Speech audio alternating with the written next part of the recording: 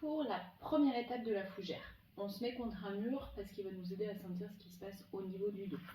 Donc, surtout si vous êtes en chaussettes, vous mettez bien votre tapis contre le mur pour éviter de glisser.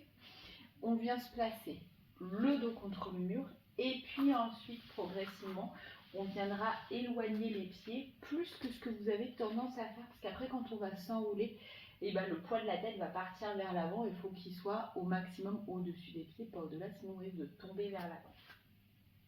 Une fois que les pieds sont éloignés, à minima largeur du bassin, on va venir plier un peu les genoux pour s'aider à trouver la rétroversion du bassin, sacrum, lombaire, basse-côte plaquée dans le mur. Le haut du dos se plaque, ce qui vient se plaquer naturellement. Surtout, on évite de faire ça, de cambrer le bas du dos pour pouvoir placer le haut des épaules et puis la tête. Priorité en bas et du bas vers le haut, on vient plaquer contre le mur.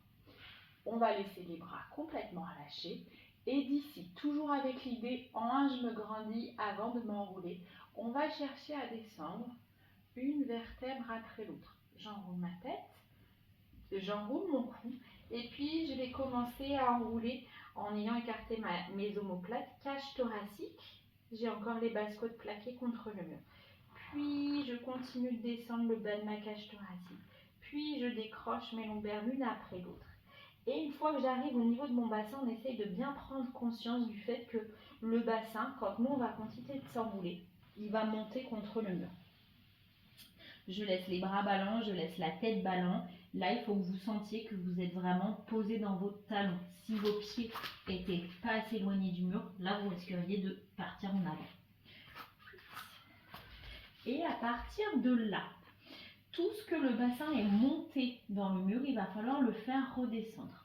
On engage son périnée, on souffle et on vient activer une super rétroversion du bassin. Les genoux vont réavancer. L'objectif, c'est pas forcément de le faire en pliant beaucoup les genoux. L'objectif, ça va être de plus en plus de le faire par l'action du bassin et on bascule, on bascule, on bascule, on bascule jusqu'à ce que le haut du sacrum, l'articulation avec votre cinquième lombaire, soit plaqué contre le mur. Et ici, de nouveau, on va venir réempiler une vertèbre après l'autre. Lombaire, bas des côtes, je rapproche mes omoplates et avec ma gorge, je pousse ma tête qui vient s'empiler au-dessus du dos. Surtout, on ne bascule pas la tête en arrière pour qu'elle touche absolument le mur. Et on pourra venir enchaîner ici, prendre le temps, vous laissez votre respiration se dérouler au départ. C'est juste, on s'assure de bien périnée, expire avant de commencer la remontée. Et puis petit à petit, on essaiera de caler la respiration avec le mouvement. Quand on descend, comme si on était un ballon, on se dégonfle, on souffle, l'air va à l'extérieur. Et une fois qu'on aura complètement fini notre descente, on inspire et périnée expire, on remonte.